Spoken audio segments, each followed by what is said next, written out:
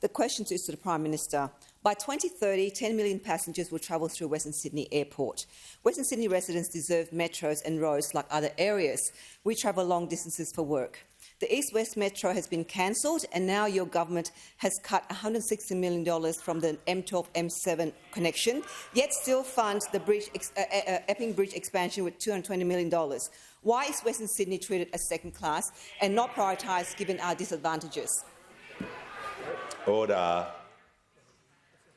Prime Minister has the call. Thank the member for Fowler for her question, and the premise of it, though, is completely wrong.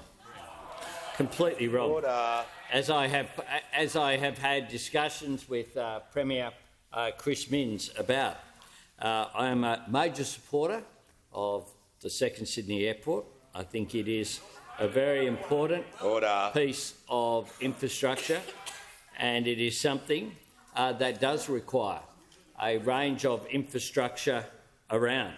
Of course, Western Sydney Airport would be built had the Howard government, when they came to office, not cancelled funding for a project that was already under construction. Members on my left. That was already under construction and had the sod turn and had funding in the budget, funding that was ripped out by the first Howard budget back in 1996. That's what happened. It would have been up and operating for more than a decade now had that not occurred. Because the importance of Western Sydney Airport is that for the first time, instead of everything turning towards the centre of the CBD, it will be turned outside. We have. The Prime Minister will pause. There's far too much noise between the Minister for Infrastructure and the member for Hume. The member for Macarthur will leave the chamber under 94A. There's far too much noise. I can't hear the Prime Minister's answer. I'm sure the member Fowler wants to hear the answer as well. Mr. Prime Minister, in continuation. It's going, Mr. Speaker.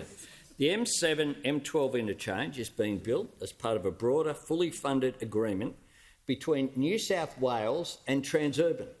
Between state government and Transurban were party to the agreement, to which the Commonwealth is not and was not under the former government a party. The Commonwealth government was not a party to that agreement over the M7, M12.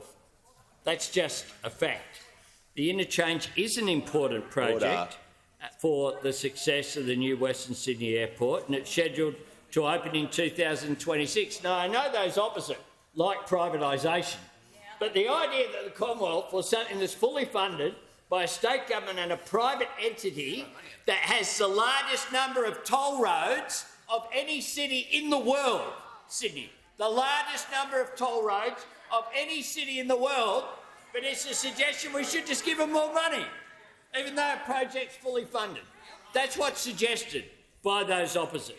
Now, the Commonwealth is making significant investments in Western Sydney, including the $5.3 billion for the airport itself, $5.25 billion for the Sydney Metro, Western Sydney Airport and Elizabeth Drive overpass. The M12, $1.6 billion we have for the M12.